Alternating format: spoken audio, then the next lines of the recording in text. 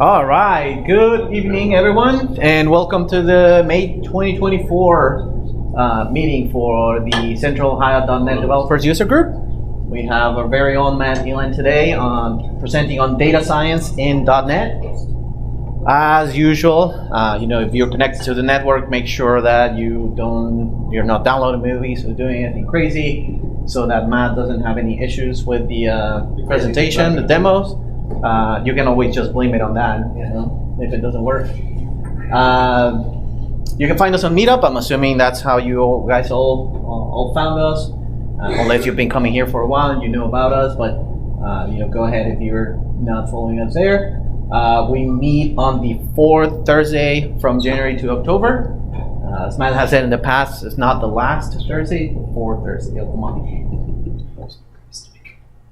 Organizing team, so Alan, Matt, and myself are the organizers.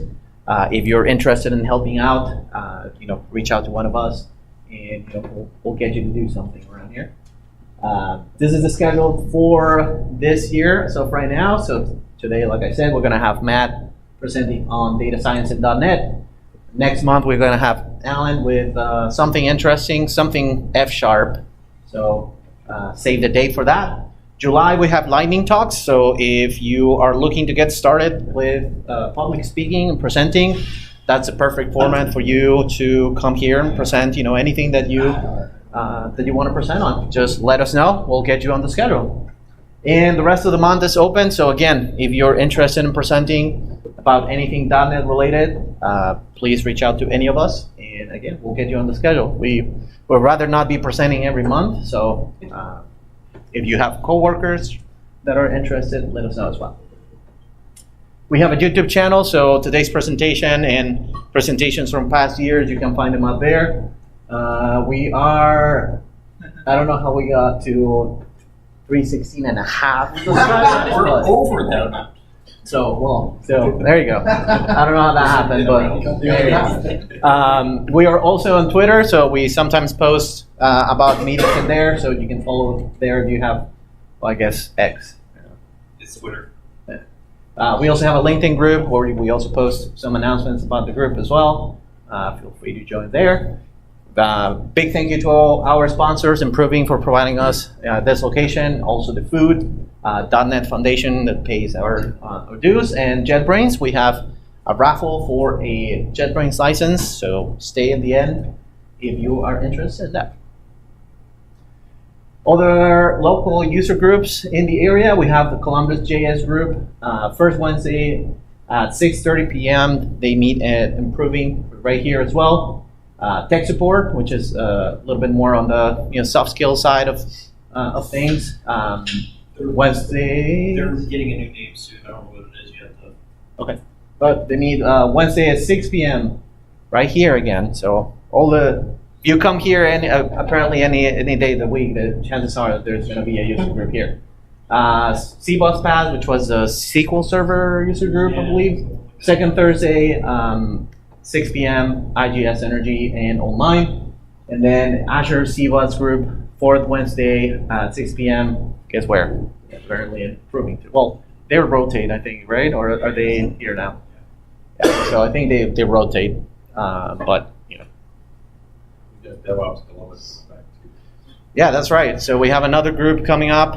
So you can ask Jeff if you're interested in presenting or attending. Are you guys on Meetup already? Yeah, we're on Meetup. It's the same group that it was, so if you were a member before, you're still a member. Okay. It's DevOps Columbus listed, and there's a meeting June 20th. All right. There you go, guys. I think that's actually one of my coworkers too. So Yeah. Man, those leading edge people.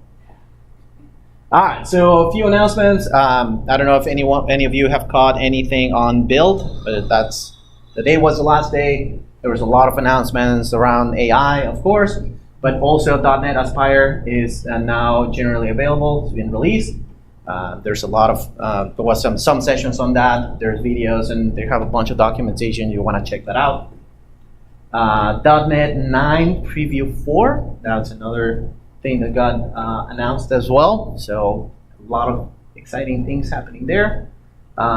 tensor primitives, Matt. I don't know. I actually am not familiar with this one. If you want to talk about that one. So it's sort of like TensorFlow and the like. You can actually start working with tensors in .NET now, which is a super nerdy AI thing.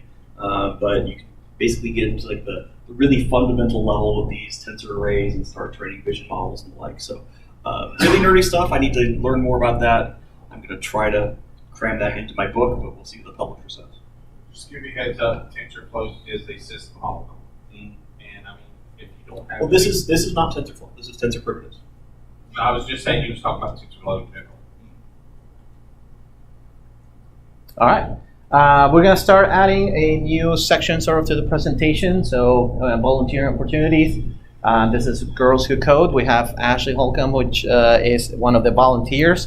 Ashley, do you want to say anything about the group? Basically, in short, it's a kids program, right? We invite kids in, we try to teach them about technology. There's no specific language or specific topic. We pick a different theme each semester. Right now, we do not have enough volunteers for a summer code. So they're going to have to wait until fall if they want to learn about coding. So if you're interested, there's no special requirements. You'll have to complete a background check, easy. And then also I have that's usually some. Yeah, so if you're interested on mentoring the next generation of engineers, here's the info, and you can also talk to Ashley after the presentation if you're interested in learning more. Momentum Developer Conference is coming up in October. CFP is open right now and will be open until the end of the month.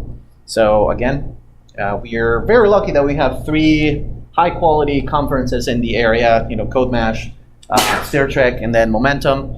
That happens down in Cincinnati. It's a one-day event, very high quality. I had the chance to attend last year. I highly recommend it. And again, if you're interested in speaking, I don't know that they will call for volunteers or anything like that. I don't know when that starts. We haven't talked about that yet. So if you're interested in volunteering, keep an eye on the website. There might be some announcements there, Twitter or LinkedIn about volunteers. Anyone hiring, raise your hand, please. Anyone looking for a job? You know who to talk to now.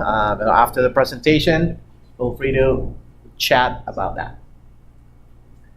House rules, feel free to grab more pizza if you want, drinks as well. Just be respectful. Bathroom code there. Was that the men's or women's? And ask lots of questions when the presentation starts, please. See, I had that as no questions for the last half year. I finally fixed it. Well, there you go. All right.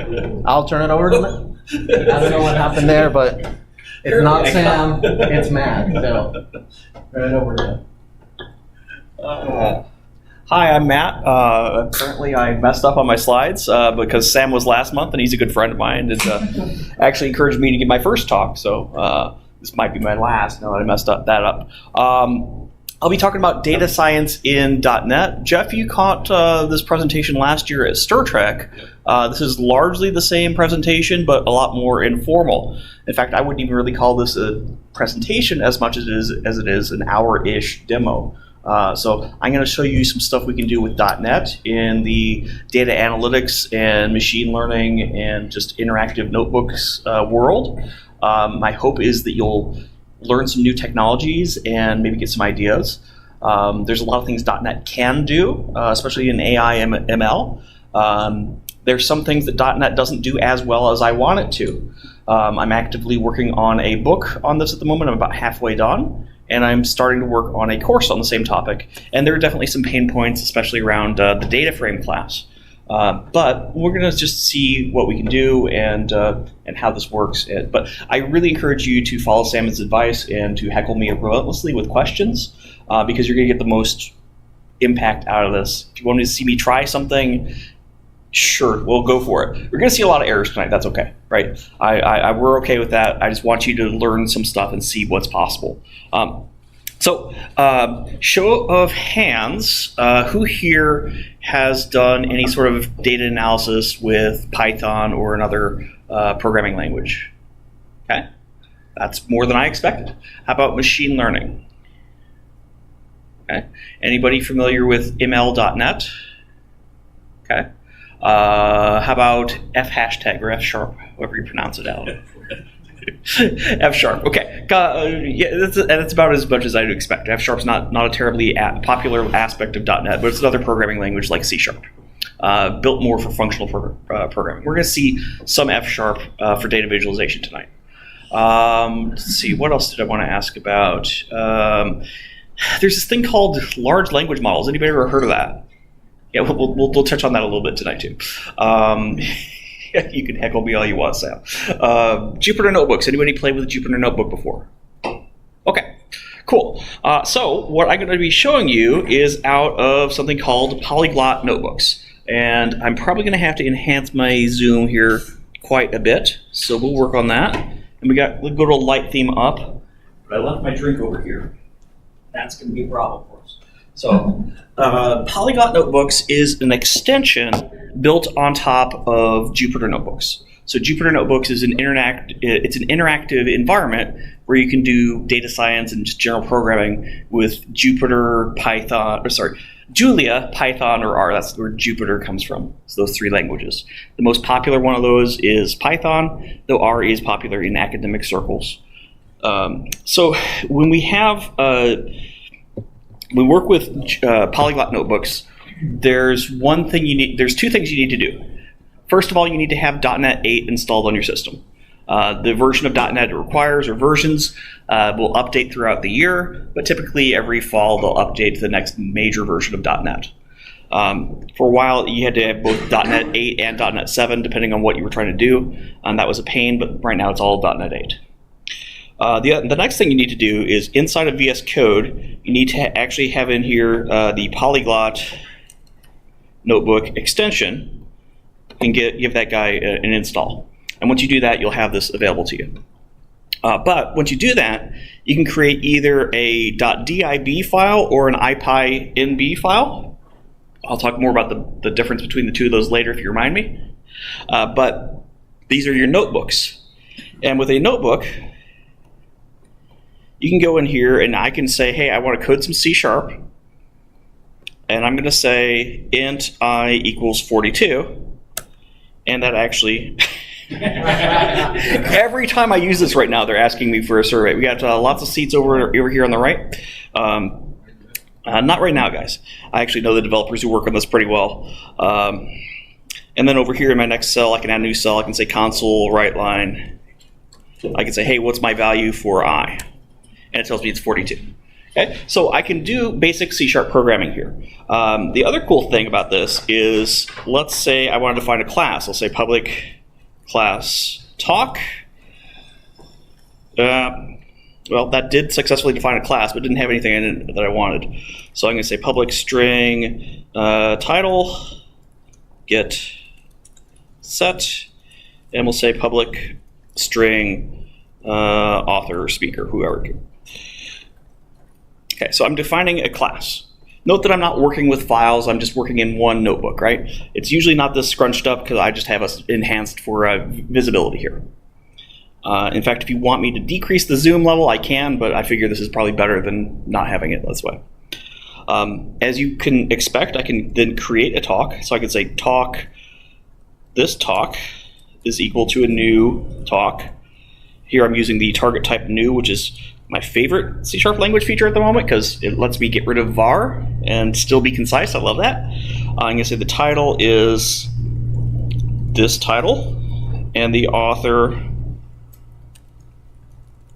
some nerd. And I'll hit semicolon because we like that. And I've just declared a talk. I have a variables pane. So if I open my variables pane, I can see all of my variables that live in my kernel. So here I've got my I variable and I've got my this talk variable. It's kind of cool just to see what's living in here. But here's the really cool part. I can go in here and if I end my cell in any value, any variable value, and I don't put a semicolon after it, it actually prints out the object. And you'd think that that would just be like the name of the class, whatever toString would be for this. But they put in some hacks for Polyglot that actually print out all the and the author. And so we have this really interactive way of doing little bits of C# code or F# code or whatever other languages we wanted to program in, and immediately seeing the result. I'm going to be taking advantage of this over the summer as I teach programming on YouTube. So I'm going to be recording some very short videos on, hey, this is what a for loop is, this is what an if statement is, and so being able to show people the output right next to the code has a lot of value, because you don't have to compile it, it's compiling it as soon as you hit Control Enter or the play button, and you get nice iterative feedback, right? So it keeps you sort of in that flow. So that's what I like about it from a teaching perspective, and I used to teach for 3 years, and it was a lot of fun. Hello, former student. But I think there's a lot of value for this, not just for teachers. I think there's value for this for teams. So if you have a complex object and you want to show, here's how to interact with this, well, you can put in comments here. You can do little bits of documentation and demonstrations, but you can also say, instead of a code cell, I want to add a markdown cell. And so I can put in here, markdown, I can say, instantiating our class, because newing things is awesome. And of course I'm demoing, so I can't spell at the same time. So I can mix together markdown and code however I'd like, right? So that's pretty cool. I can run my cells in whatever order I'd want. Usually you run top to bottom, and in fact you can even run them all in sequence, and that's usually how you'll run a notebook. But I can go in here and I can start tweaking things, and that makes it really good for experimentation and just quickly adapting things and the like. What questions do we have so far? Yeah. Can you explain what the purpose of the cells would be in the real world, like when you want to use them? So the purpose of a cell in the real world is if I didn't want all my code to be in one giant mess. Right? If I wanted to do little things and see intermediate results, that's where a cell comes in really handy, because it's just a small piece of code. I can get a quick result, and I can go on to do something else. Okay. I'm often doing these things for like data analysis. So I'm saying, hey, what's our distribution of values in this column, and can I visualize that in a scatter plot and things like that? Okay. So I can use this as kind of an interactive report for my manager or whomever, my client, and I can say, hey, here's where all of our bugs are right now. Here's where our users are. Here's some trends I'm seeing. And the cool thing is, because it's code, my manager, she can pull that up and she can just run that on her machine, and she sees it right there, right? And she can tweak the values if she wants to. So this, before it was called Polyglot Notebooks, it was called .NET Interactive, because it was meant to be a very interactive kind of thing. So you'll see that terminology around there as well. So it's fun. Yeah, what do you got? Is LinkPad another similar type notebook thing? I often hear this compared to Notebook or to LinkPad. LinkPad, I wouldn't describe it as a notebook because I don't think it really operates on the same principles, but it kind of serves the same purpose, right? Like you have this place where you can experiment with link queries and see how they interact. So I think that's a very specialized tool for visualizing link in a nice contained environment. But I've heard people who've been addicted to LinkPad like this when I demo to them. But that's not one that hooked me, though I have played with it before. Right? Thanks. Yeah.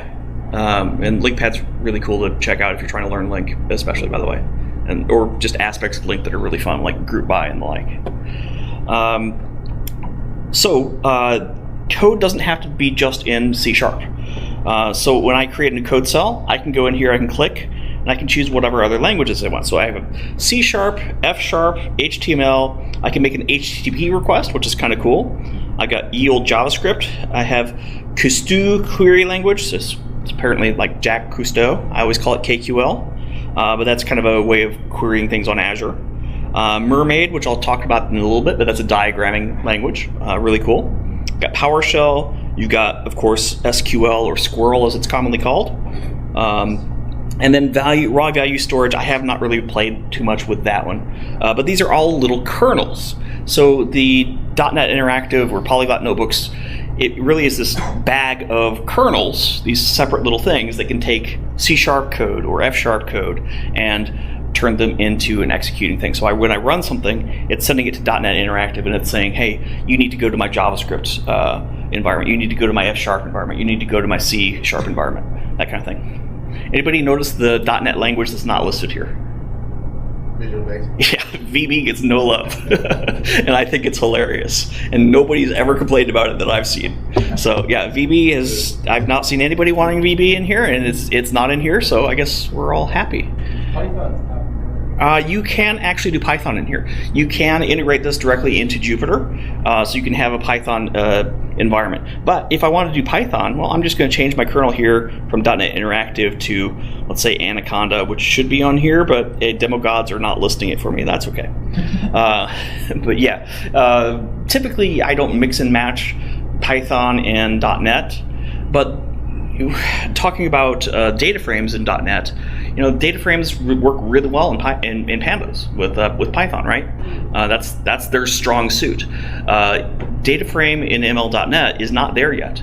It got a lot better last fall with ML.NET 3, but the usability is not there yet. We'll see that later. I'm going to show you basically some existing code there, and we'll see that. But I could see a case where you are doing a lot of manipulation in .NET.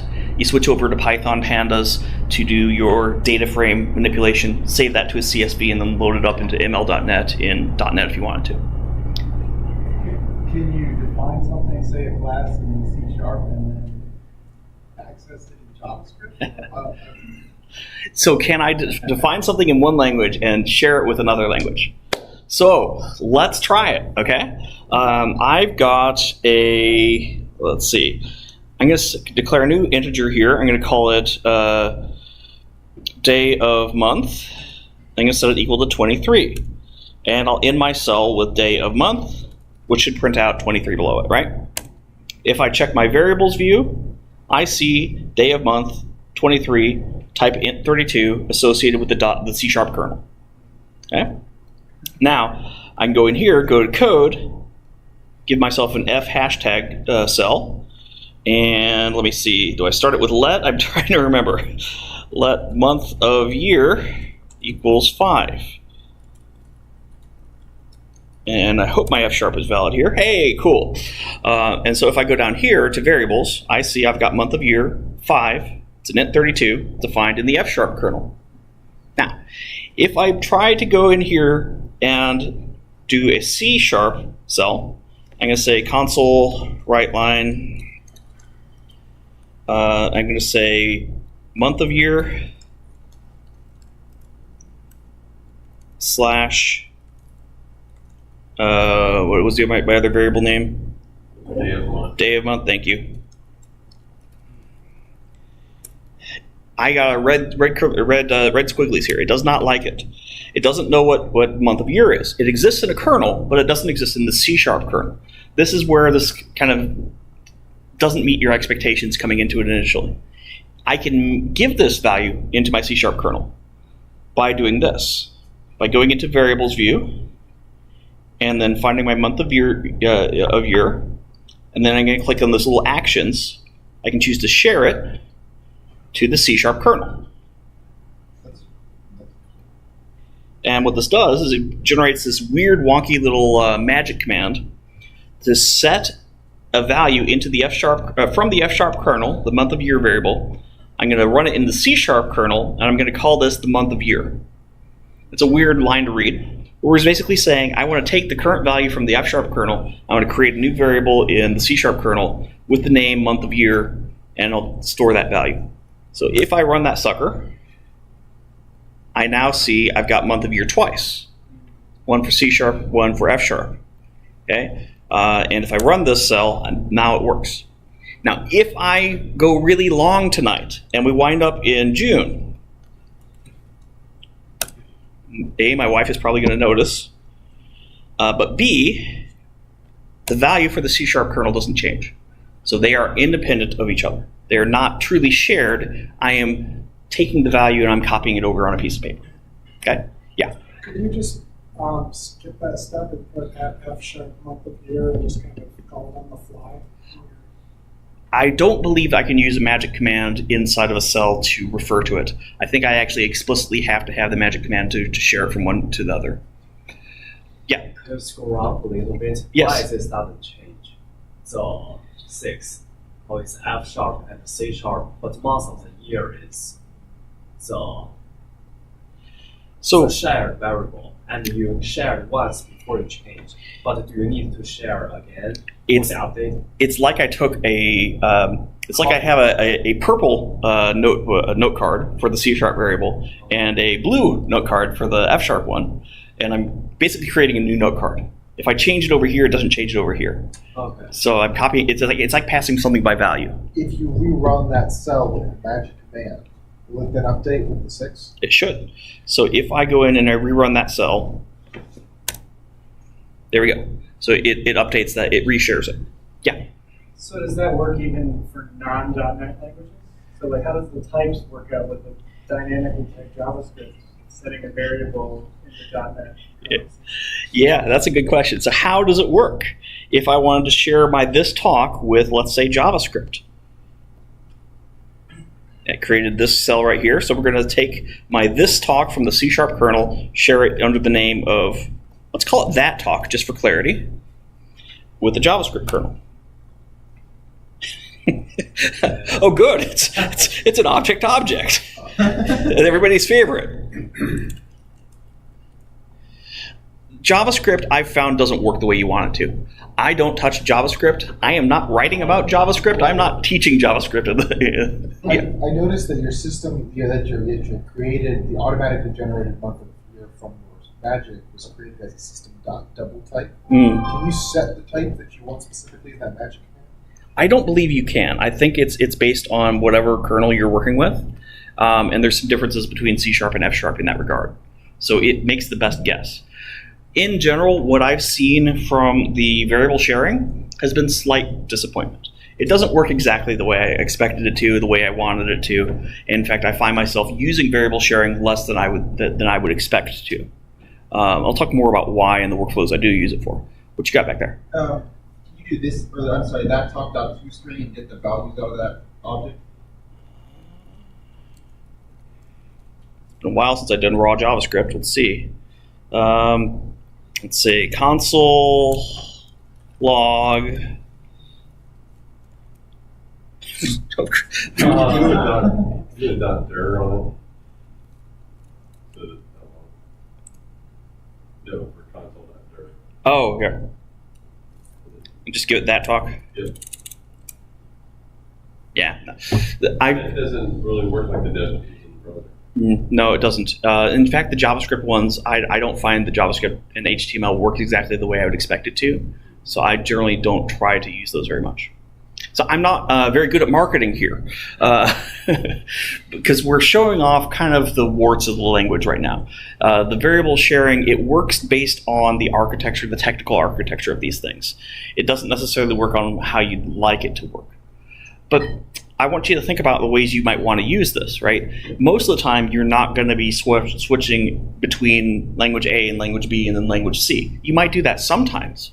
But what I'm finding is I'm able to use the language I find most effective for the task I'm trying to accomplish, and then I might save a byproduct into a data file, and then I'd load it up into another language from that data file. That's often what I will do to work around some of these frustrations. What you got? Create and call an API. Okay. Yeah, I can absolutely call a REST API. Yeah. So could you use that to basically bridge between those? Yeah, sure. Yeah, what do you got? Let's do different flavors of SQL. It works. SQL, SQL. It uses whatever SQL dialect of the SQL kernel that you're working with. You should probably also ask me how many SQL kernels are available right now. There's one for T-SQL. I was actually trying to call on you. Oh, I'm sorry. I couldn't see. It seems like a great tool for test cases. Yep. Test-driven development. Test-driven development, unit tests. Well, maybe not unit tests, but yeah, just sort of exploratory. Like you want to see how does this behave. This, you know. So you can't use unit testing. Why would you want to? I mean, you change a slight code and you can run the test case and go, oh, it's screwed up. So I won't say that you can't use it for unit testing because I know the guys who wrote this. They have an example or two in an academic setting where a student might submit a notebook and it would be auto-graded, right? So they do have unit test-like things with that flow, right? So many questions. Yeah, what do you got? What does console.py do? What does console.dir do? So if you're in the console within like Chrome DevTools, it will give you the JSON-looking preprint version of the object. Whereas console.log doesn't, it'll give you the object.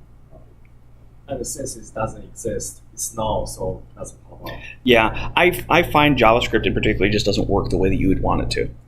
So I try to avoid JavaScript until they fix that kernel to make it work a little bit more intuitively. So I look at this right now as primarily a .NET and SQL and KQL if you want to use that, and REST if you want to use that. These are the tools I use with this because that's where it's strong. I pick, what am I going to do right now? I'm going to pick 1 or 2 languages and I'm going to work with it there. I'm going to move on to other things. Because yeah, it absolutely does fall apart in some of these scenarios. And when you're focusing on the variable sharing, yeah, it doesn't work the way that you would expect it to. But when you have a kernel doing the things that you ask it to, it works pretty well there. So let's shift over to maybe some more strong things before Microsoft sends a hit squad to come encourage me to speak nicer. They would never do that. They have Sam right there. Yeah. Send them the YouTube. Yeah. So here's a notebook I have with mermaid diagrams. Anybody used mermaid markdown before? Yeah, mermaid is getting more and more supported in different places such as Jira. I think GitHub supports some aspects of it.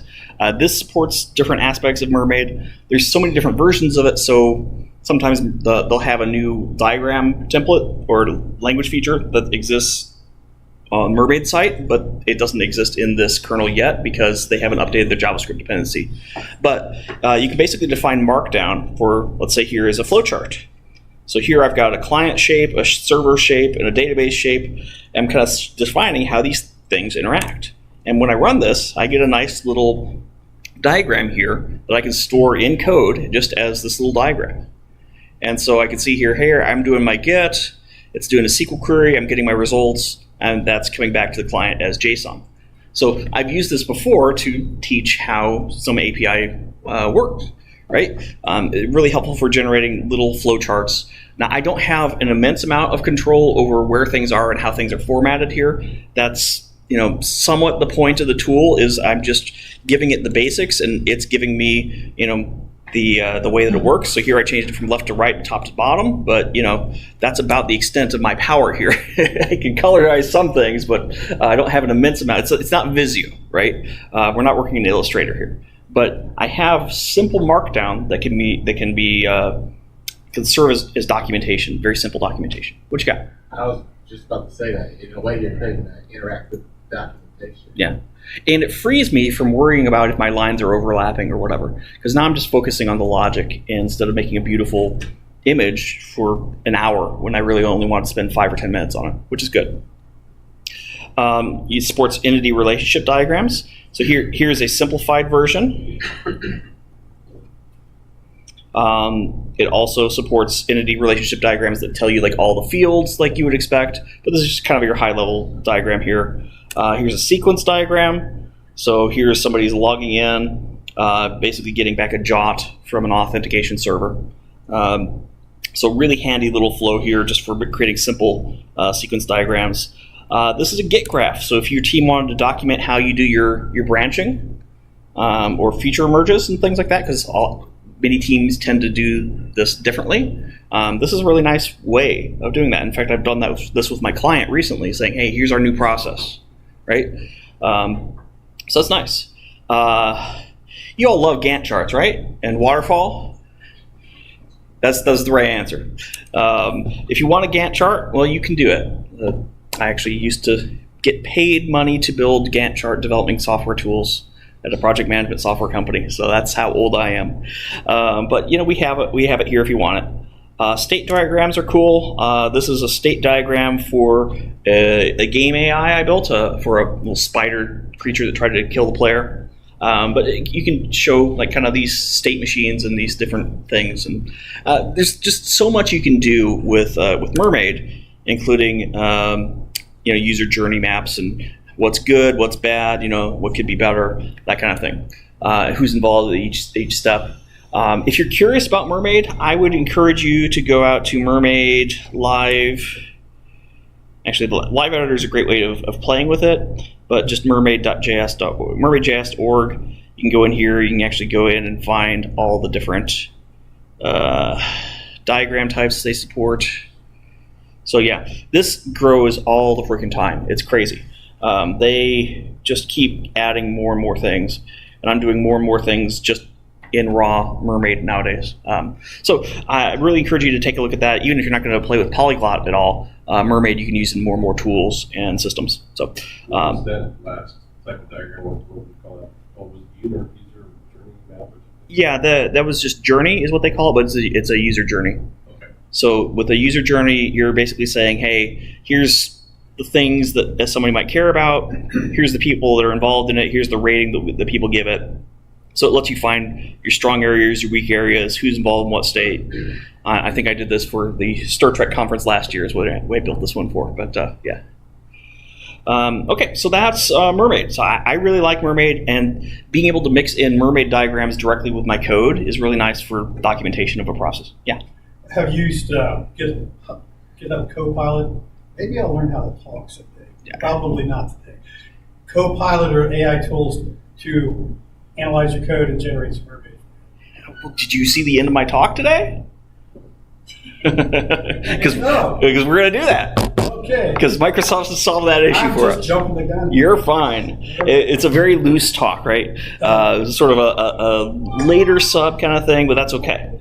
My goal is to show you some new things. So let's show you some new things. I'm going to move on to content I have for my book for Chapter 3. Not all of this content runs here without error, but I'm going to run through the stuff that does work, and we'll just kind of talk about what it's doing before we get into our fancy data analysis and machine learning parts. So here I've got a bang import magic command. So this command here is actually opening up a footballplayer.cs file.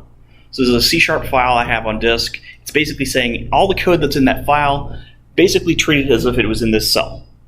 Okay? And so I can now create a new football player based on that class that was defined in this other file, which is kind of cool. But it has limitations. So I've got this game.cs file. Game relies on football club and date time. We haven't defined football club yet, and so when I try to run this cell, it tells me, dude bro, I don't know what football club is, doesn't compile. By the way, this is what a compilation error looks like in Polyglot. It shows up right below the cell, which is nice and handy for you.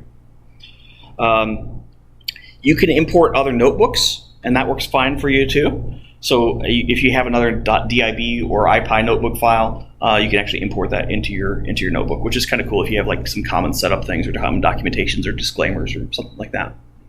Sam, do you have a question? Were you stretching? Just enjoying the presentation. Is there a concept of namespace? Their namespaces are weird. So if we look at this class, right, the football player class, this is actually the name of the class. It's submission number 32 plus football player. So the namespace is almost like the whole Polyglot namespace. It's a little weird how they manage it. So they don't really have namespaces exactly for the code that you're defining, but you can have using statements to work with external code, if that makes sense. A lot of folks fixate on how do I import a C# project into Polyglot. Polyglot's not built for that. It doesn't support importing a CS proj or an FS proj yet. It doesn't support importing a solution. It does support importing a DLL file. Yes. It does support importing NuGet packages. And so that's what I would do is if you want to build something, build it using MS Build or .NET Build or whatever, right? And then import the DLL there. Can you just give it a NuGet package reference and then suck it in? Yeah, you can. And we're not at Star Trek, so we have internet, so I'll show you that. So here you go. Newtonsoft JSON, the #1 .NET package ever. So I'm using the R magic command to actually reference this, and that pulls it down from NuGet, and it downloads that, and I can now You add my using Newtonsoft JSON. I'm going to serialize this football player. By the way, football here is talking about European football, not the OSU Buckeyes. Ooh. Yeah, there we go. So we can actually use the Newtonsoft JSON stuff here. If you had a .NET project on your disk that you wanted to work with, you could actually reference it locally. So I can say, I think I can give it like a relative path to it on disk. I forget exactly where it is, but I've written about it before, so I could Google it and find my own article. But you can actually reference a file locally on your disk, and that's actually how I demoed this at Stir Trek when I didn't have internet, is I had some of these things downloaded locally, and I could reference them that way. If you wanted a very specific version of something, you could add a comma and then 1.38.0, that's the version number. So that's really handy with these things that change a lot. You can also use this ** to say, hey, also give me preview versions. Because a lot of the stuff that I work with Azure AI in particular, tends to be in preview. Which is fun, because everything's always in beta, right? And then it radically changes on you the next week. And it's like, okay, all right, this is fun. So that's sort of how this works. Here we're getting into Microsoft Data Analysis. This is the namespace we have for the DataFrame.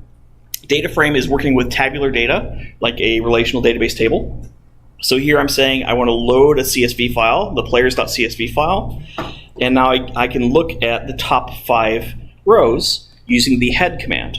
If you've done anything with pandas, there's a head command in that, and this does the same thing, gives me the first 5.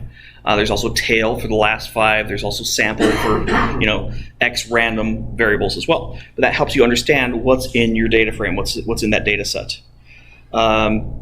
There's also this header false. So if I wanted to load this and the first row is not like the names of the columns, I could say headers false, and it just treats that as actual data. So here we see the first row here is actually what should have been the headers, but we're treating it just as data, and my columns now have different names here. Sometimes this will error. If you try to load up a file and it thinks a column is one type of data and it actually turns out to be another, it will error on you, which I don't like very much. So this happens a lot if you have null values at the top of your data frame. If like the first 10 rows of your CSV file are all null for something, and then the rest of them are like date times, you'll get errors. You can tell it to guess a larger number of rows. It actually scans a deeper number of things before it fails on you. It's an annoying thing that I wish that the error was better on.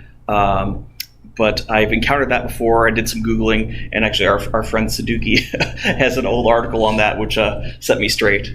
So that was helpful there. But yeah, you just basically increase the amount of rows for it to read before it guesses what data type everything is, and that helps you out there. This works with TSV files. You can just basically say, hey, here's my separator. Instead of using a comma separator, use a tab separator or a pipe or whatever delimiter you have. JSON. So here I have a PowerShell cell. This is my only PowerShell cell in the whole presentation because I don't know PowerShell. But this goes out and it defines my headers. And then I lied because here's my next PowerShell cell. This actually goes out to icanhasdadjoke.com and it grabs the data back. And so you can see here, how do you make a hanky dance? Put a little boogie in it. Yeah, they're not good dad jokes. Someone broke into my house last night and stole my limbo trophy. How low can you go? I like that one. That's pretty good. Yeah. And yes, I did submit this for my book, and so there's a bunch of editors who are like, Matt, what are you even doing? Using that JSON result, that response, I can pipe it into the PowerShell convert to JSON, and now I've got my resulting JSON here. And now I can actually share it to C#. So I'm now taking the PowerShell JSON variable, and I'm sharing it to C# as JSON. I'm defining a class in C# with those same attributes. And now we are going in there and we are serializing it. We're deserializing that into the object, that JSON that we shared. And now we've taken that JSON that we got from PowerShell and we deserialized it into a .NET object. Okay, so that's just showing you how you can work with this stuff. You can take a bunch of objects such as these dad jokes, and you can actually do some manipulation with them, which I'm not going to get into, and basically create a data frame out of them. So if you have a list of objects, you can convert it to a data frame. I don't usually recommend that route. I usually recommend working with SQL or CSVs, but if you really wanted to, you could. Easier to do it with Python, but Microsoft's making a lot of strides, and the community's making a lot of strides with ML.NET and the data frame object. SQL. So you can query using the one supported database kernel. So here I am saying I want to import the .NET Interactive SQL Server library, which is currently in beta, and that actually registers a new kernel for me. I can use this connect. Actually, this doesn't register the kernel. I'm sorry, that was wrong. The connect command will register it. So I can use this connect command, and then I'm going to connect to a new Microsoft SQL Server database. I'm going to call it dad jokes. Here's my database connection string. If I scroll to the right, I'll see my password there, so I'm not going to scroll to the right. They're actually working right now on more secure ways of storing passwords in databases and the like. So getting it from environment variables and the like, they're actively working on that over the summer. I'm getting errors here because I've already defined this kernel. That's fine. That's not going to hurt us. The first time you run the notebook, it's not going to give you that. And then see here, I've now had the SQL dad jokes. This is the kernel that I created right here. So dad jokes here, puts a SQL in front of it, so SQL-dad jokes. So now I can run SQL. I can get my dad jokes here just to show you it's actually live SQL. Order by punchline descending. A little live coding there. Woo! And of course I get the results that you'd expect from live coding, is it delays and errors. But yeah, so we can see here we were able to query our database and get some results. These results, you can actually store them. So here I'm going to store this under the name of jokes table.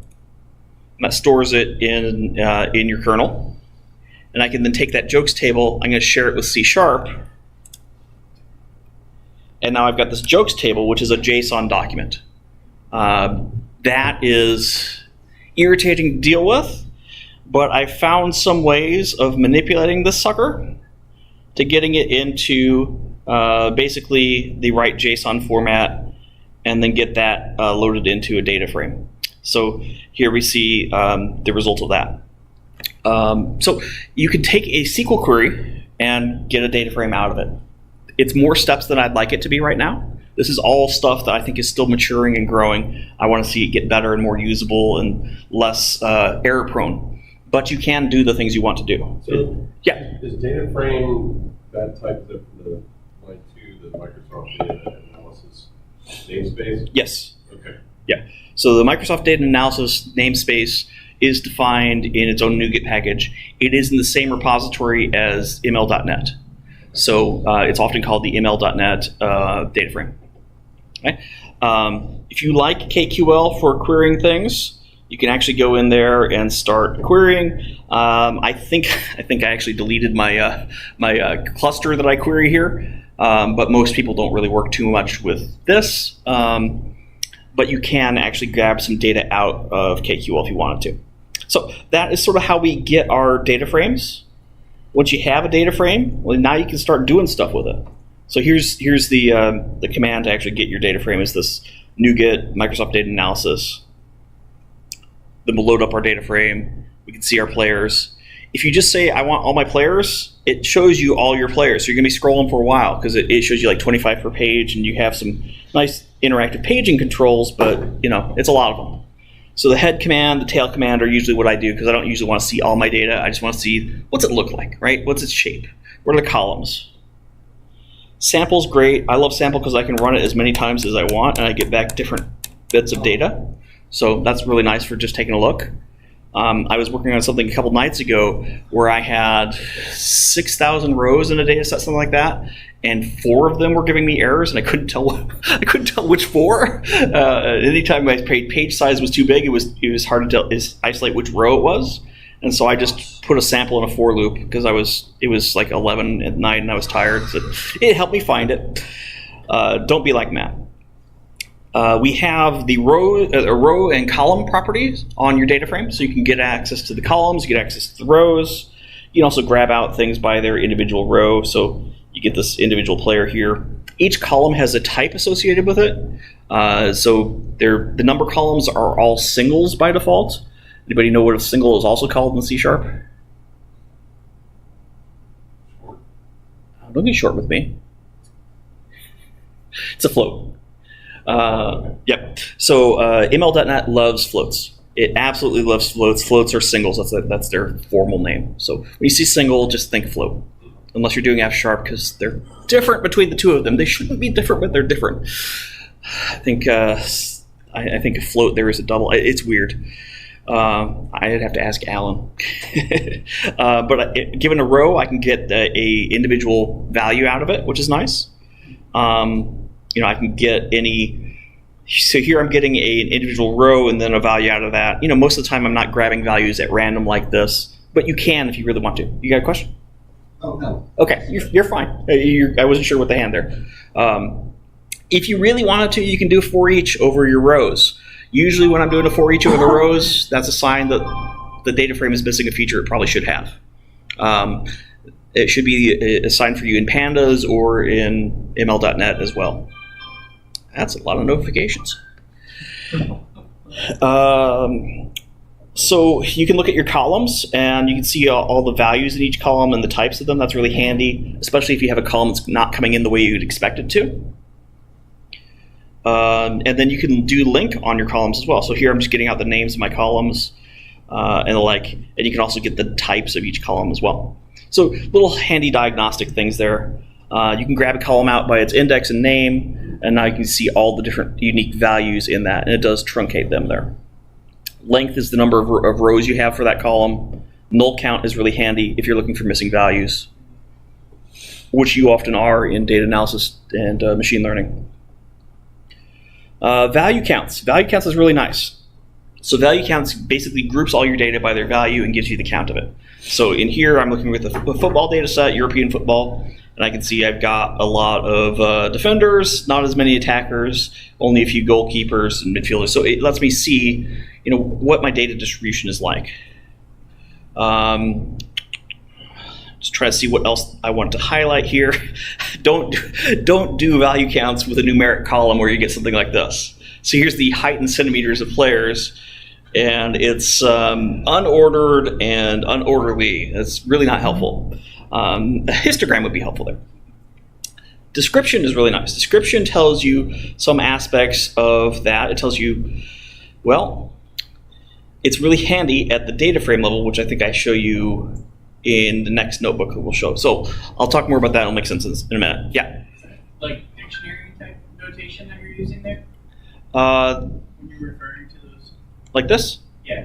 Yeah, that's an indexer. So it's sort of like if you're working with like a SQL data row, if you're grabbing a column out by its name, something like that.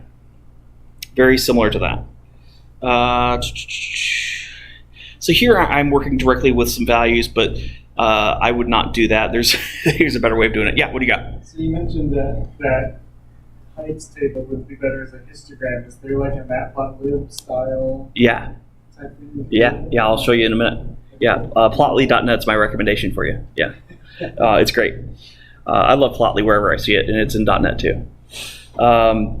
You can add and remove columns, so I can go in there and I can remove a column that I don't want anymore, which I often will if it's not really relevant to what I'm trying to do. If I don't like the name of a column, I can rename it. Feature engineering, so I can actually go in here and I can create a new column.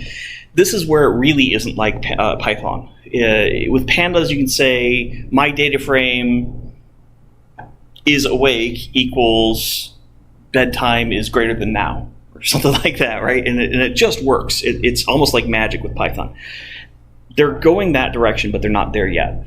So in order for you to do something like this, you have to actually create a new column, and you have to give it the values of things it has. That's actually a particularly ugly example of that. This here is a better example. So here I'm creating a new column, calling it birth years. I'm just giving it an IEnumerable events. Let's not worry about the ugly way in which I got those values. But then I can go in there and I can start looking at that, and now I can see some more details about when players were born, and this just makes me feel very, very old.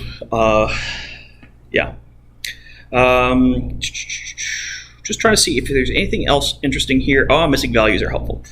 So you can see we have a couple nulls in the height and centimeter column. So this data set, they couldn't be bothered to ask people how tall they were. I would assume that these players had a height, but I don't know that for sure.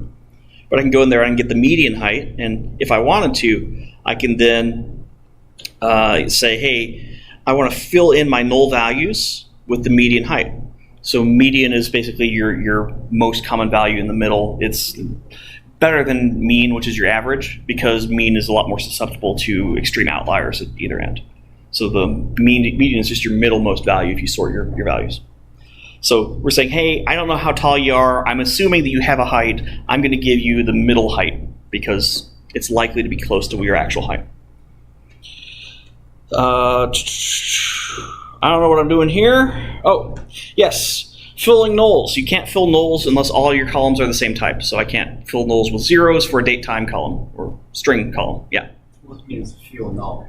So filling nulls is if I have a value of null. Let's say I have a list of players and Sam doesn't have a height. Or I have a null for goals scored for some reason. I'm sure I scored many goals, but filling nulls is just saying, hey, replace that null value with a number or with a value. Yeah. So instead of having a null, you want that. The reason why you want to do that is because when you're training machine learning models, they don't usually do well with null values. Most algorithms don't. Some of them are fine with it, but most of them don't. Oh, why is can't fill null with zero? Yeah, yeah. Oh, so there's different strategies. You can replace your missing values with zero, if that makes sense. You can replace them with the most common value, so maybe your median or your mean. Or you can remove rows entirely if they have missing values. It's like, I don't know what this is. I don't want it to compromise my data set. It's gone, right? So this arrow is just a preset default thing, no zero. Yeah, it really depends on what you want to do and what your data is and the decisions you have to make, right? And how exact you have to be. The correct move here is probably to call up Sam's manager, his team, and to say, hey, that guy that can't be bothered to fill out his height, how tall is he? Just go have the intern with a tape measure, right? That's probably the right thing to do here. It's the most accurate thing to do, but you can't always do that, especially for data in the past. Can you do a dot fill nulls at like the column level? Yeah. Specifically? Yeah, I believe you can. So, in fact, we just did. Oh, that's So, yeah. Yeah, it's all good. I'm scrolling kind of fast because I don't want to keep us here until June. So, yeah. You can sort. It's just order by or order by descending. So that looks really nice. Nice and familiar with link values there. Head works as well. All these things work nicely. Filtering. Filtering is kind of weird. So filtering, what you do is you basically create a new column or a kind of like a mask. It's going to be a Boolean for every row in your data frame of does this match my filter or does this not match my filter? So here I'm saying looking at each position and find ones that have goalkeeper. And that basically gives me an array of true, false, true, false, true, false. And I could then use that filter to create a new data frame. So here I'm taking my players, I'm filtering myself down to just goalkeepers, right? So it reduces the rows here. Now the key thing here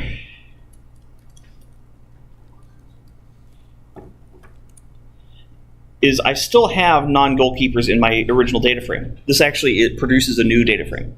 Most of these operations, both in Pandas and in ML.NET, produce new data frames instead of manipulating the old one. Renaming columns, deleting columns, adding columns, those are some of the exceptions. Those actually manipulate your data frame. So the more you play with this, the more you see what actually creates a new data frame and what manipulates the old one. Grouping works. So I can do, I want to group by. So here I'm grouping by player ID. I'm telling it I want to do sums. And here are the columns I want to sum. And now it's telling me, here's my player, the minutes they played, the total goals, assists, yellow cards, red cards, and games played. So from this data set, I can now start getting an average goals per game, kind of a metric kind of thing, right? Anybody here familiar with the SQL join command? It's almost like asking if anybody here has a pulse. But yes, the join command in SQL lets you merge together two data frames or two data sets into the same kind of thing. Merging works the same way. So if you have a relational database or set of files, you can merge together two related data frames with the merge command. So here's a nice little entity relationship diagram of our two tables. And I'm going to say, hey, I want to merge from my players into the stats by players. On the left side, I want you to connect to the ID column. On the right side, connect to the player ID. I want this to be an inner join. So you can explicitly specify which type of join you want. Most of the time, I don't specify this because I'm always trying to do an inner join, but here I'm being verbose. But if you really wanted to, you can do an outer join, a right outer join, all that good stuff. Full outer, it depends on how crazy and how much you like to party, right? Most of the time, inner join's what you want. But that just basically glues together your two data frames into a new data frame. So again, doesn't modify your original ones, it creates a new one, and you can work with it there. Okay, so let's fast forward a little bit, I think, and take a look. Yeah, so here I'm just renaming some things prior to exporting. So I'm going to fast forward and we're going to take a look at the next chapter. To alert you all here under false pretenses, we're talking statistics. I'm sorry. So statistics are really helpful for understanding your data. So you can use descriptive statistics to understand your data a little bit more. So if I do info, it tells me a little bit about each column, how many values they have, how many null values they have. Description, really handy. So I can do description on my data frame. I skipped over it at the column level a while ago. You want to do it at the data frame level because it tells you, hey, what's my average market value in terms of euros? It looks like it's something like 19 million euros, which is roughly 21 million US dollars right now. The average birth year is late 1996. The average age is 27, which those two should correlate pretty tightly together, right? We got our minimum and maximum. You don't have a whole lot of the full descriptive statistics with this, but you got the basic and most common things here. So this tells you a little bit more about your missing values and where things are sort of aligning. We've seen the info before for seeing null values. Here's our first F# cell. So here I've got the data frame, and we're going to take this data frame and we're going to cast this column to a sequence of singles, which is a float value.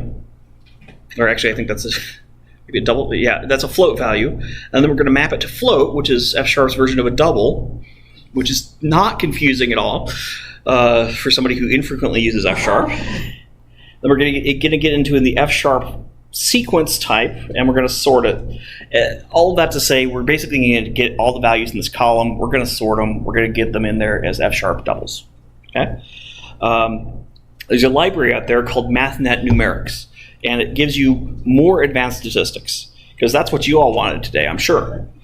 But you can create descriptive statistics instances, and now I can say, show me all these, how this is described. I think we were looking here at the market value. So now we're able to see not just our minimum and maximum, but our variance, our standard deviation, and our kurtosis and skewness. Oh my. So now you know the skewness of the European football data set for the British Premier League. Yes, this is what you do with your time. Don't blame me. Actually, you probably should blame me. But you can get your median values. You can get your lower quartile, the upper quartile, all these things that basically tell you how your data is distributed. And this is all nice and nerdy math stuff, just to show you we can get these numbers. But you don't have to look at the numbers, because you can look at a graph of the numbers, and that's a lot better. There are two major ways of diagramming your values in ML.NET or in .NET. The first way is scotplot. It's what I would recommend for you if you want to do C#. Okay? If you want to do C# and you're not running Linux, I would recommend using scotplot. It's just nice and simple. You can work with it. Unfortunately, I'm using Linux, so we're going to see some interesting stuff. So here I'm doing, so I copy pasted some code there basically to make scotplot work here in this environment. But here I'm creating a new plot. I'm giving it a nice title, which you can see below in the visual, of course. And then I'm creating a new box plot. I'm basically telling it, hey, here's the maximum value of our whisker, that's this guy up here. Here's the minimum value, here's the box maximum, box minimum. Basically, I'm using these descriptive statistics to make it a nice little box plot. This is because we have Linux going on here, and the fonts are a little messed up. There's some special steps you can take to make these fonts look nice on Linux, involving installing some of these extra whole things. I have it working on one of my machines. I don't have it working on this machine, and I'm not sure what step I missed. But I don't care that much because this is not my preferred way of charting things. But I just wanted to show you, we can go in here and we can just say, hey, here's my data. I want you to plot it on here. What is this data telling us? This data is telling us that these players make this much, and most of your players make this much, but some of them aren't making a lot much. Yeah. See all those boxes? They're paid in boxes. You probably have to put the fonts in a fonts folder. No, it's not that. It's a few other things there. But Plotly.net is what I'll be showing you the rest of the time. It gives you better plots anyway, but it does have a lot of opinions. It lacks some C# wrappers for certain things. So you're going to have a better time working with Plotly.net in F#. So this is a reason to learn some basic F# so you can work with Plotly.net and get your better charts. So even things like getting a title on a chart, it's very hard with just basic C#. Yes, sir? So I was just curious, you can do request calls. Are you able to import assets from the CDN? Possibly import images or something like that? Sure. Yeah, I can import an image. In fact, I'm going to show you a brief example of computer vision later that just uses an image. I can have a markdown cell with an embedded image anywhere. Yeah, totally fine as long as I can reach it on my network. Yeah, but I don't care about y'all enough to generate a picture beforehand. I kid. So here's Plotly.net. So here I'm doing chart box plot. I'm giving it my values. I'm giving it a title. I'm giving it the market values. And it does all the math for me. And I can actually read its output. And it gives me nice tooltips too. So this is what I like to do. But if you have an aversion to F#, this might not be for you. Okay? But I can do lots of box plots. I can customize it to be on the x-axis instead of the y. You know, I've got all that cool stuff. And here I've actually giving it with trace info, or sorry, multi-text player names. And so now I can hover over my outliers. I can see the falsified names of these players. I anonymize these players just for because I'm putting this in a book and I don't want to get sued, or I don't want my publisher to get sued, rather. So yeah, I'm nice that way. You can give it a rug, so you can say, hey, show me all of the points, all of the data points, not just my outlier points, show me all of the data points. And that gets a little harder to read, but you know, it's helpful if you want to see like a true distribution instead of just your statistical gates here. Violin plots are a little bit better at this because they show you basically the same information in a nice curvy, pretty way, right? So instead of saying box plot, just say violin, and it gives you basically the same visual. You lose the gates for like your quarter 1, quarter 2, and your median value, but you have a lot of nice shape to the data. It tells you a little bit more information there, and you can still do like the jittered information too. Histogram is just chart.histogram. You give it your values, you give it a title, and it just plots everything. This works by binning, so it looks at your distribution of data and says, okay, well, I'm going to put things into like a $100,000 range or something like that. And then we're going to just show you a vertical chart of how much each one was. You can give it a specific number of bins explicitly instead of having the automatic calculation working. And now we have like a really fine number versus that one. So it tends to be more jagged when you're seeing them, when you're customizing the bins, or a lot more blocky if we're using a higher one. So when you're customizing the number of bins, you just want to do some experimentation to find what works well with you. So that's what we call univariate analysis, where we're analyzing the distribution of one variable. Multivariate is when we're just looking at two variables. So here we're looking at market values by position. So we're basically just saying, hey, Y is my market values, X is my positions. So I can see, hey, my attackers are paid a lot on average, but some really good midfielders get a lot of money. I'm a hockey fan. I'm not a football or soccer fan. And so for me, this was atrocious to look at the first time because I was like, oh, yeah, the team revolves around a high-paid, high-skilled goaltender, right? Yeah, right? Yeah, no. By the way, I'm still mad at Bobrovsky for frustrating my Rangers last night. And for leaving the Jackets. I wish you well, Bob. But let him win. You can do, same thing with a violin plot. And then you can get, more and more different types of things. So we've got our box plots. Here I'm doing it just by the football club. And so you can start to see, certain teams have, a lot less money than other teams. Sort of like the Yankees in pro baseball. But the inverse, I suppose. And you can see goals per team and average goals per game. This is a lot more average. Scatter plots are great. Scatter plots, you give it two things, and you can just see how they relate to each other. So this is goals and minutes per game. And you can see the more you play in a game, the more you tend to score. But some people, they don't score anything. They're likely your defensemen or your goalkeepers. But the more you play, the more likely they are to score. So it sort of helps you visualize the relationship between those. Question? No, okay. Goals, minutes per game, and market value. You can imagine there's a decent correlation because you're not going to pay somebody a lot of money to not play. Though if you have a player that's really, really bad, you might pay them more not to play. Here's another one: goals versus assists per game. This really helps you find your outliers. So whoever this fictional name Ramono Ripon is, that might be Messi. I'm not sure, but you can see they score a lot, and they have this immense difference between everything else. You can use a color axis. So here we're giving it a marker color of minutes per game and the like. Right? So you'll see a lot of things just kind of like this. Yeah, this is cool. Instead of point, you're saying point 3D, and you give it a third dimension. And now I've got this nice little thing. And like everything else in Plotly, it's interactive. So I can enhance, zoom in, and mouse over things, and I can see Hector Gottlieb is over there, and I can see all this. This doesn't look that great when I'm sending it an email to my boss, or I'm spending a lot of time, just getting the exact right angles. But it's pretty cool to see the trends when you're just exploring your data, right? And then here's another one with just some different coloration. So this stuff is really fun to play around with.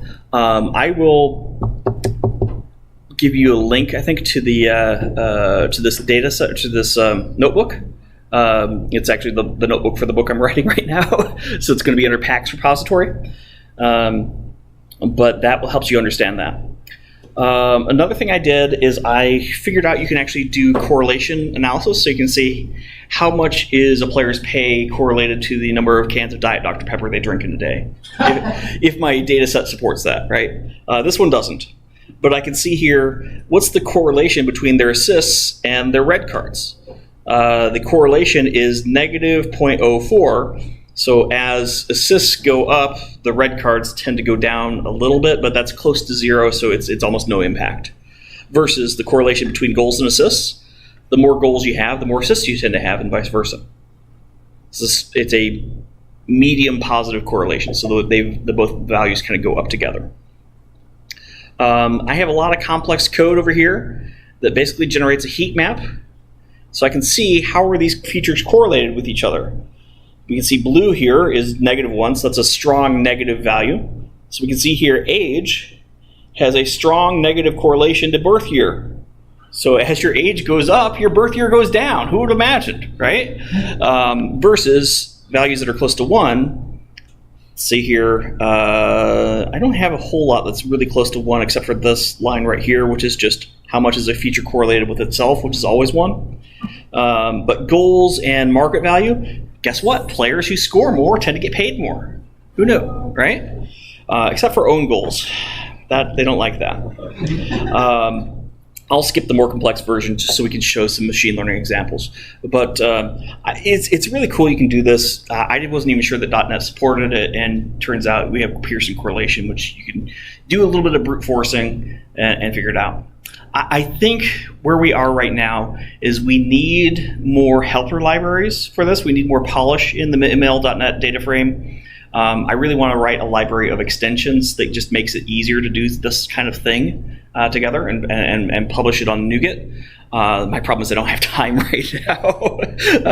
But once I get that time, I'll do that. What you got? If you had a quick example of the tree map, I did get to use that in one of my clients based on what you've done for tree map. No, I don't have a tree map example here. Okay. Sorry. It's really very cool. Yeah, you can have like hierarchical data and show things. I'm actually doing some of that for my master's program. So if you're curious about that, follow me on LinkedIn. I'll be posting some about that over the summer. Yeah, I get to spend my next 3 months analyzing code bases and building machine learning models around them. It's great. It's weird that I'm excited about that. But that's Matt. Okay, who wants to see some machine learning? Yay, who wants to get out of here? Cool. So machine learning. What we do with machine learning, with supervised machine learning anyway, is we throw a bunch of data, historical data, at a model, and it kind of shrink wraps to the patterns in that data to predict one thing in the future on data it hasn't seen before. That's basically what we're doing. There's two types of machine learning that we talk about with this primarily. With supervised learning, that is classification and regression. Classification is we're trying to predict a categorical value, such as would a person have lived or died on the Titanic? That is the hello world of machine learning, and data scientists are horrible people for that being the hello world. Like, I don't understand who hurt you? Statistics hurt you. Regression is you're predicting a numerical value, okay? So predicting the cans of Diet Dr. Pepper Matt will drink in a day based on the weather, for example. There probably is a data set for that. So we basically take our data, we type it into some algorithm, we specify some hyperparameters for that algorithm, such as the maximum depth a random forest can go, or something like that. There's just basically parameters for something. And this takes a bunch of time, and it results in a trained model. You can use that trained model to generate predictions about new things. Okay? But that's not all, because we actually go in and we don't just give all of our data to our model training. We separate it. Typically, we'll give 70% to the training process, and we'll keep 30% in our back pockets to figure out how good this model was. So Sam over there trained a model to basically predict the humidity of an environment based on some sensors, right, or the future humidity. And so he would keep some data in his back pocket to predict, like, how accurate was this prediction going to be. We'll see an example here of predicting whether a player would retire at the end of the season or stay on. And that's a classification example. And we'll see an example of predicting a player's salary. And that's a regression example. And we can train a model and we grade it based on, well, what was their actual salary, or did they actually stay on at the end, right? And that gives us our actual metrics. Okay, so this uses ML.NET, but first we have to load our data from our Microsoft Data Analysis DataFrame. So boom, there we are, we've got our data. We are then going to remove a couple columns, so the player ID and season. You never want to have an ID column in something that you're going to send into machine learning, because that's not a feature you want it to understand as important, right? You don't want it to approve somebody's loan based on their social security number, for example, right? That's just a bad idea. And season, I just chose my model would be better without that, because I wanted it to work in future seasons as well. So now I'm importing ML.NET 3. And everything in ML.NET relies around a data context, ML context. This thing doesn't really have any data of its own per se that's really exposed to you, but you create one and you use it to do other things. So here we're creating one. Everything else in ML.NET needs an iData view. There's a lot of ways of getting a data view, but guess what? Our data frames are iData views. So we just give it a data frame. Then we call context, that's our ML context, data, train, test, split. We give it our data. We say, hey, we want to keep 30% of this in reserve for our validation later on. And that takes a tiny bit of time. And we get back our training data and our test data. In this case, 70% of our data went randomly into the training and 30% went into our test. There's a lot more complex ways of doing that, but that's sort of what we did. AutoML. Everybody ever heard of AutoML or automated ML in other contexts? AutoML is basically, it's like throwing science at the wall and seeing what sticks. or the shotgun approach to data science are the two metaphors I like to give with this. You're basically saying, I don't know which algorithm to choose. I don't know what hyperparameters to feed to my algorithm. Try what you think is best. Okay? And it's going to try a bunch of things it thinks that might be appropriate for your problem. It's going to tell you which one performed better. So here, I'm going to say, I want you to run up to 10 seconds. I want you to do binary classification. This is where predicting something is one thing or another. That's binary. There's only two possibilities. A player is going to either retire at the end of the season or they're going to stay on. The metric I care about is the F1 score. We'll talk more about the metrics in a minute. These are my settings. And because I end my cell with the settings, I can see the properties of it. So I can see here, these are the algorithms it's going to consider. I can see various properties, and I can take a look at the different aspects of it too. So this is where Polyglot is coming in and helping me seeing what's in my object. Yeah, what you got? So I'm pretty new to AI. Sure. I was under pressure that it requires a lot of graphic processing, ongoing memory and whatnot. So is this like a simplified version, a simplified dev environment for machine learning? What exactly? So you're right that AI loves GPUs because you can do parallel processing with it. This thing is a long life, I'll live for 8 hours disconnected from power. So it has really crappy integrated graphics. It's not very good at all at that. It still does fine. This is a simple data set, simple problem. We're using specifically some pretty fast machine learning algorithms as well, so that makes it easier. I'm not going to train a large language model on this thing. I'm not going to be doing image classification with this thing. Also, text yeah. machine learning don't take a lot of processes. It's actually what takes us more processes if you're doing graphics in AI. Like using stable diffusion, comfy UI, or automatic 1111. If you want to do video and imaging, you need a decent GPU, at least with 12 gig of RAM or higher. Or you need to be really patient.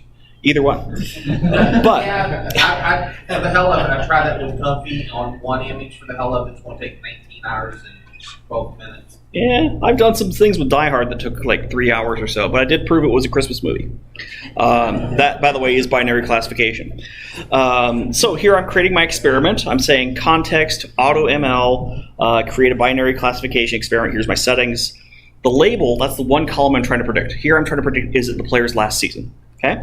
And now I'm going in there and I'm saying, I'm going to go ahead, I'm going to execute my data, my experiment. Here's my training data, here's my test data, here's what I want to predict. Boom, science, go. Drink my, drink.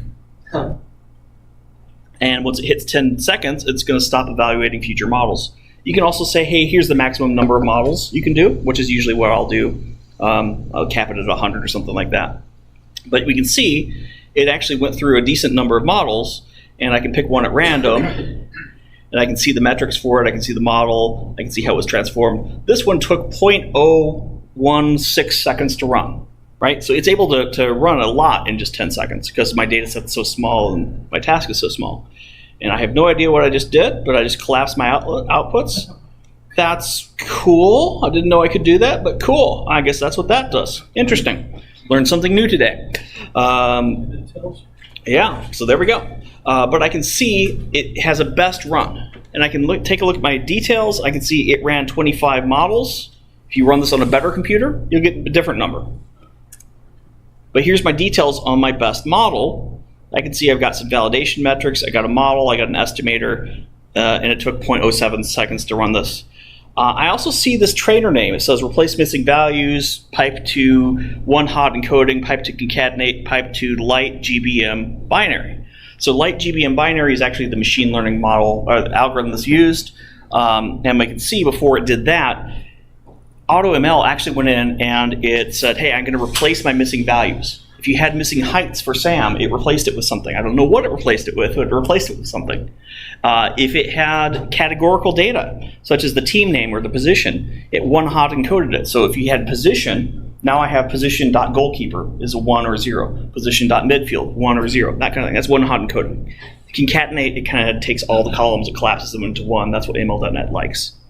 But I can go in here and I can take a look at my metrics. And this is a confusion matrix. Confusion matrices basically tell you what values were and what they should have been. So here on this x-axis, this is what my model predicted. So here, 267 times, I predicted that a player would not retire. And in fact, they did not retire. Let's not fall over while demoing, that would be bad. Don't tell your friends. However, 41 times I predicted that the player would not retire when in fact they did. So I was wrong. I was confused. Confusion matrix, right? You want to be on the diagonal, this upper left and lower right diagonal. So 22 times they did retire and I predicted it. However, I predicted 31 players would retire that in fact did not. This is a pretty crappy model, I would say, right? Because you think about this model's utility. As a football club, I want to predict if my star players are going to leave. Well, right now, if my model predicts the player is going to leave, are they actually going to leave or are they going to stay? More often than not, they stay. So this model is not that helpful, we'll say. But it did train really fast, didn't it?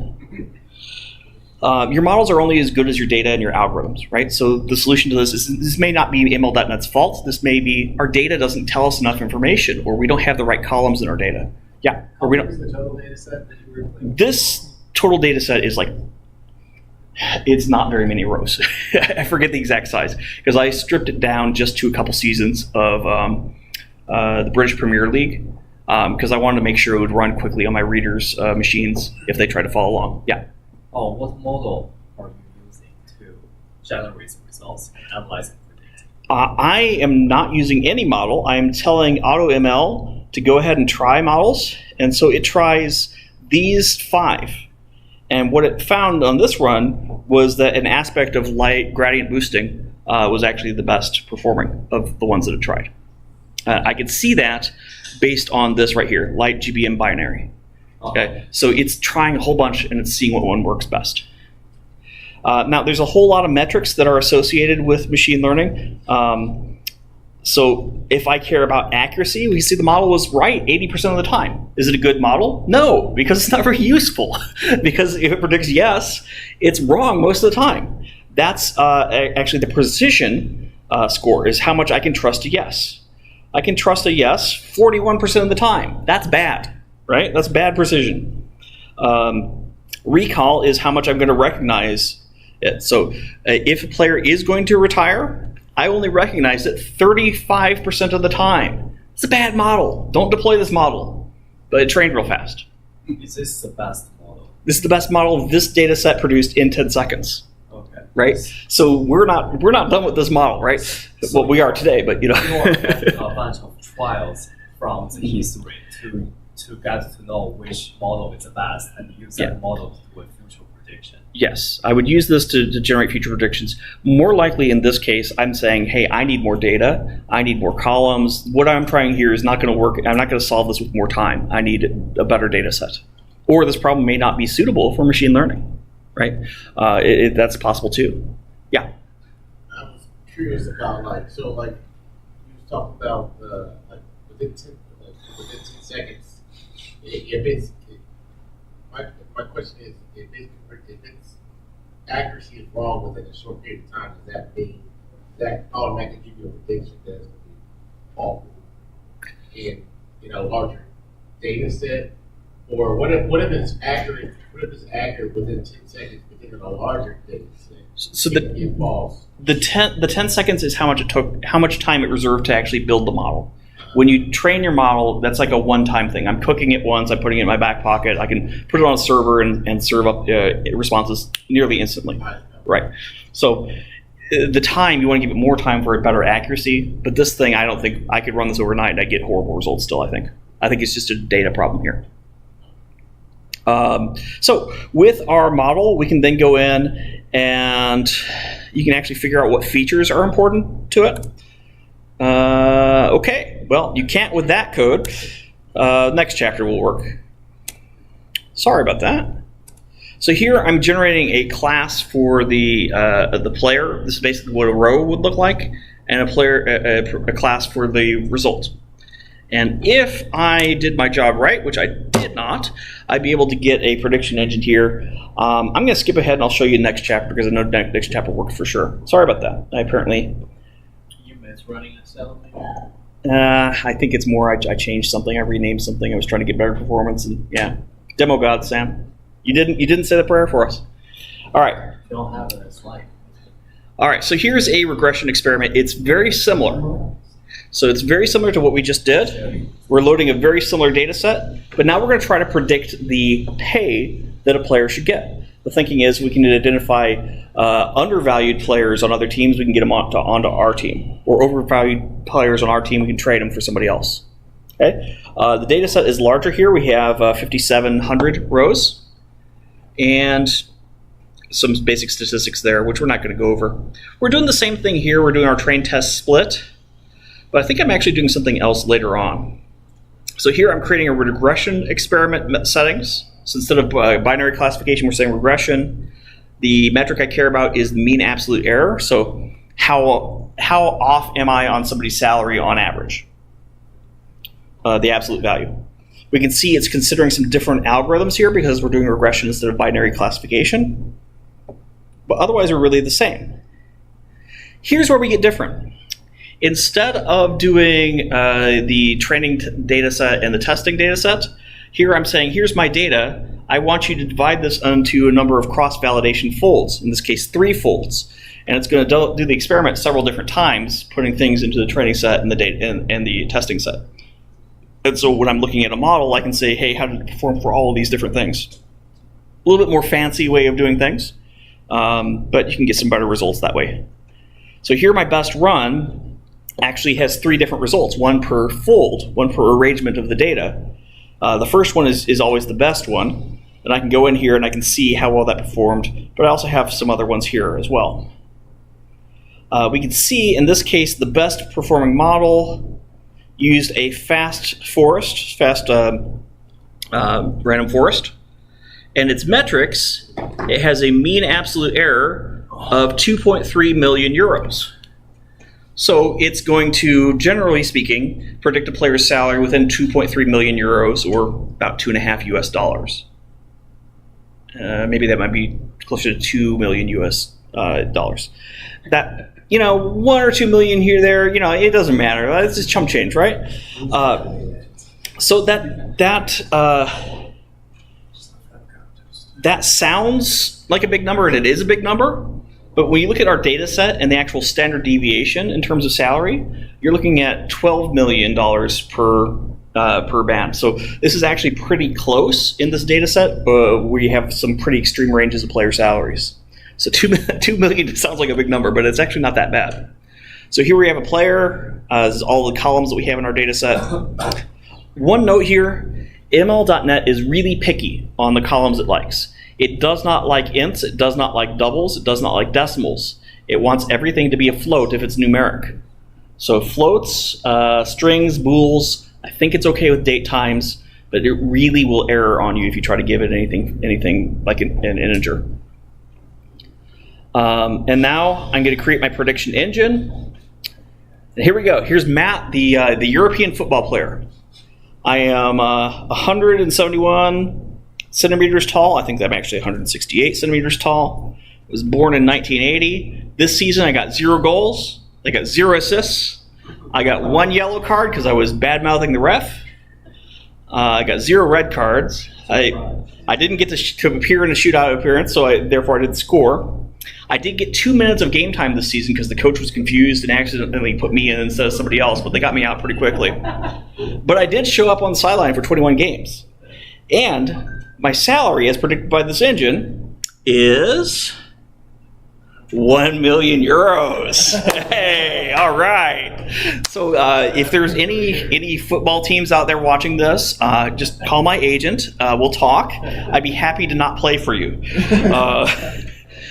So this is also an example of, like, your models aren't going to be very good with outliers. I'm an outlier here because I don't play football. But if you have an average player, it's going to be a lot closer to your actual values. But you can create any object and feed it into this engine, and you see this took 0.0 seconds is what it said. It takes no time to run your inferencing. So you're really baking a cake and you're using it until you need something better. And so it's a really upfront time investment. Yeah? What is the prediction value of this market value, its correlation to all the data above? Because from the common sense, it also relates to the position and sub-positions you are playing. Yep. And also is all the other data is like there's different relationship, logical relationship between them. Because sometimes the attacks is more expensive and the backs is cheaper or something. Yeah. We're going to see that actually. You're talking about feature importance. What's the most important feature for this? We'll see that in the end here. Yeah. So each time you run it, is that like a tick of the machine model learning or training? It's already trained. It's already formed its ways of transforming your inputs into a prediction. It's just making a prediction. So you can retrain eventually. You can eventually retrain your model to try to get it to be more accurate. Yeah. It's just making a prediction. And in fact, because we have a random forest, that's basically just a whole forest of if statements, if else's, right? So you can think about it. It generated the right if else statements in a whole lot of them, and now you're just taking your data and flowing them through those. So you built the magic 8 ball, you're just shaking it up and looking at it again. That's right, and it's paying me €1 million, so I like it. Okay, so I have a couple things here. What I'm basically doing here is I'm looping through our whole data set. I'm filtering down to just attackers. And we're going to see how good this model is at identifying players who might be good to poach to our new football club, the Flying Squirrels. And we can see here is a list of players, and here's their current pay. So this guy's paid €1 million. We think he should be paid, less than that. I don't know how this model predicts it should be paid less than me, but we can say, hey, they're paid 1% of what they should be paid. That's probably an extreme outlier, so let's scroll down a little bit. So here's a left winger, or here's a center forward. This guy scored 11 goals last season, 3 assists, played in 44 games. They're currently being paid, was it €6 million? Or 600,000 euros. Ouch! The model values them at 7.8 million euros. If we can get them onto our club, yes, that's good, right? So that's great. That's the utility of this model. If it's accurate, if we can trust those results. Now here's the other extreme. So you see here, here's a player who the model thinks is paid 282% of what they should be paid. Well, they had 3 goals last season and played 13 games, and they're being paid, a decent chunk of money. They might actually be overpaid significantly. But this one over here, they got 20 goals, 4 assists, 40 games. They were everywhere. This is, probably a superstar, right? And your model's not really tuned for superstars, and that's where you wouldn't use it. But you'd use it for your middle of the pack folks, and that'd be really helpful. So getting to your question, you asked about feature importance. So here we can say, hey, permutation feature importance. I'm going to give it my model. I'm going to have the model transform my test data. I want you to do 3 tweaks to each column. Just tweak the values and see how it affects the accuracy of the resulting model. And what we can see here is if we look at the way this impacts the mean absolute error, we can see the most important thing here is the highest amount of money the player was paid before in their career. And that's kind of a cheat column because that should be close to their current salary, right? You take out that column, the model is still effective, but it's now, I think, about 4.5 million off instead of 2 million off. Okay, birth year, that's an important factor. That's their age. Games, minutes, yellow cards, these are all the important factors, whether they're positive or negative factors. Okay, so that's sort of how your model knows what's important and what's not. We're going to close here with a couple of fun AI examples. I wanted to show you data analysis. I wanted to show you data visualization. I want to show you the basics of Polyglot. I wanted to show you machine learning. But you can also do some cool stuff with AI with this. So I've done a lot recently with computer vision. I've got a nice little image here. And we're basically going to go in here and we are going to use Microsoft Azure's computer vision API to have it analyze an image. I can't even remember what image I gave it. I think I have it over here. I'm not going to focus too much on this, especially because that's a secret key right here. Yeah, I'm going to regenerate that key at the end of this talk. So if you're online watching right now, Rack in those monies, please don't. But here's the picture. This is Matt, the mad data scientist, with my keyboard vacuum. It's not a gun. It's a freeze ray. Thank you very much. But I'm going to call it to Azure. I'm going to say analyze the image asynchronously. And this is really what I want to show you here is I can take this complex object and I can visualize the response in a hierarchical manner. So I can see the various categories and I can expand it. I can see all this data on this complex object in my notebook. So just sort of expanding and exploring this object without having to write a whole lot of code. So I like that about this. This is why I like this so much. I'm not going to teach you custom vision here, computer vision here, but I got a lot of content out there if you're curious, and I'm happy to talk about it later. But I think that there's a lot of utility to having a little notebook like this that you can explore complex results, right? Simple chat. Here's another secret in Azure that I'm going to have to scrub later. That's okay. I am connecting to Azure OpenAI. I have a couple models here. I have one that's a text embedding and one that's a chat completion model. Okay, and I'm going to give it a prompt here of pretend I am Batman. Help me through my struggles to learn AI with C#. Keep it to a sentence or two. Oh, I've got to run everything first apparently. Imagine that. Sure thing, Batman. Focus on breaking down the problems. First, start with understanding the basic C# syntax, then move on to exploring libraries like ML.NET for AI. Remember, even the Dark Knight needs patience and practice. And I'll create a new thing. So what this did is actually created some kernels for me. When I imported OpenAI on Azure to this, it actually created a few new kernels for me. So this is actually GPT-4o. So I can do chat completion here. I'm going to say, oh, really? I don't need practice. Why would you say that, you monster? Apologies, Batman, even the greatest heroes, blah, blah, blah. So we can see we got a nice little interactive chat thing going on here. Kind of simple. I don't know why you'd use this instead of the web UIs of all the different chat GPTs that we have, but we have a cool kernel thing here, right? Actually, I do know why you'd use this. They give you this so you can start prototyping things with semantic kernel and using AI orchestration and the like, so you can actually start defining skills and the like, and that's a whole different talk. What you got? What about if you mixed voice to text? What if you had a talk, use the voice to translate the text and respond? Yeah, that probably would work. The multimodal inputs and outputs. I've not played around too much with 4o yet. In fact, last night was kind of my first foray into it. But I've done some really fun stuff with GPT-4 Turbo 4.9.24. Yeah, it's all looking good. And Azure AI has speech to text, text to speech, and all that stuff too, which is really nice. And then finally, we're going to close with the thing that you spoiled earlier. Was it you? I don't know. Here's another API key. Shh. Matt's going to recycle these tonight. Why am I not taking pictures? Well, it's all being streamed to YouTube, so there we go. So this code here is a lot of code I'm not going to go over, but it defines new magic commands. And what it defines is a graph command that basically takes in your cell and it sends it to an OpenAI agent. And it gives us a prompt that looks like this. It says, hey, write mermaid sequence markup diagram for the code and remove all the fence markers. So given this input, give me mermaid for this.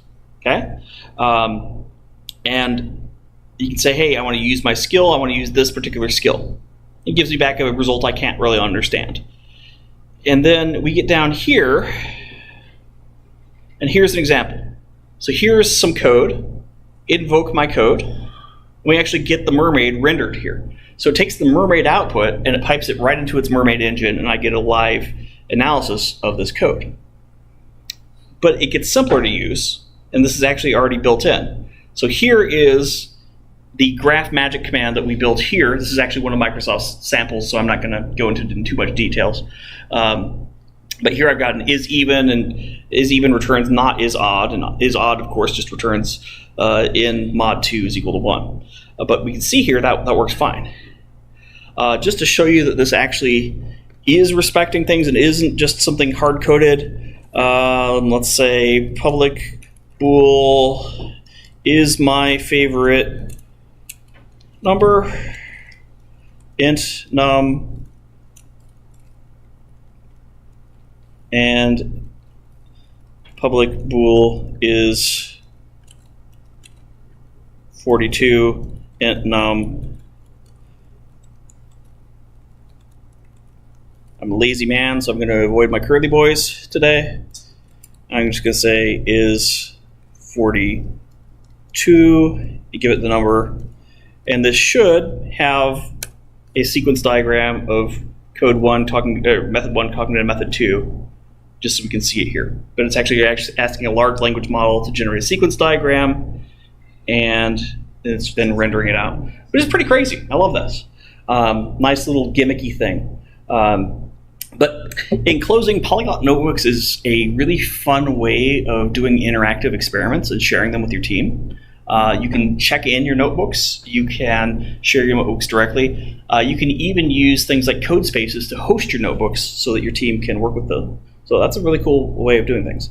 I have seen software engineering teams do well with notebooks just for API documentation and just developing and prototyping things. I've seen teams do well with it for data analysis work, right? I'm having fun with it for machine learning and the basics of AI here, right? Whatever you want to do, it's really good at that. And just, I guess, in closing, we'll see it picking today's raffle winner. So let's go back here to our simple chat. And I'm going to say, okay, pretend you are Alfred. We're going to pick a raffle. I need to select the right kernel here, right? Yeah. Whoopsies. Winner based on a number between 1 and how many people would like to win a JetBrains license today? Okay, keep those hands up. Okay, so say 1. 1. 2. 3. Okay, between 1 and 5, inclusive, so 1 and 5 are eligible. Only give me one number, but also give me your favorite supervillain. Y'all remember your numbers? Winning number is 3. And as for the favorite supervillain, drum roll please, Ra's al Ghul. Okay, so Ra's al Ghul is our superhero, supervillain winner of the day. Who had 3? All right. So talk to me later, and we'll get you your JetBrains thing. Next month we have Alan. That should be fun. Any final questions for me that I've eaten up all of your evening? Cool. Well, the demo gods were not always helpful, but this stuff doesn't always work exactly the way I would want it to. It still feels like beta and alpha in some places, but it's really exciting to see where .NET's going with AI.